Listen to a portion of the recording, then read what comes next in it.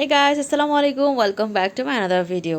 আপনার বাসায় যদি কোনো ক্ষুদ্র সদস্য থাকে তাহলে আজকের এই ভিডিওটি হচ্ছে বিশেষ করে তার জন্য।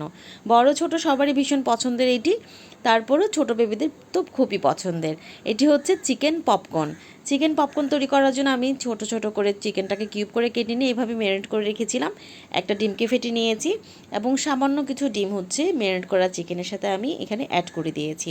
সামান্য একটু কর্নফ্লাওয়ার দিয়েছিলাম এতে, এবং এখানে হচ্ছে শুকনো কিছু উপকরণ আমি অ্যাড করে নিয়েছি। ময়দা নিয়েছি, তার মধ্যে লাল মরিচের গুঁড়ো সামান্য দিয়েছি, লবণ দিয়েছি, কালো গোলমরিচের গুঁড়ো দিয়ে এরকম হচ্ছে ব্যাটার তৈরি করে নিব।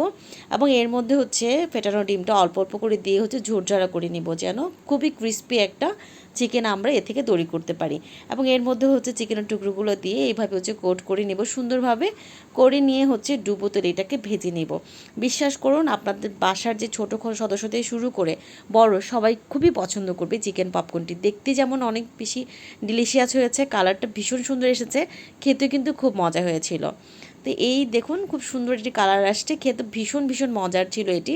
আমার বাচ্চা তো ভীষণ পছন্দ করে, আমার বাচ্চাদের সবারই এটি খুবই পছন্দ।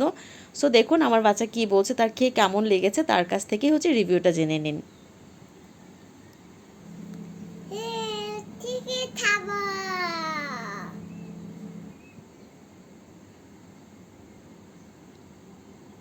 এই চিকেনটা কেমন লাগছে? মজা হয়েছে?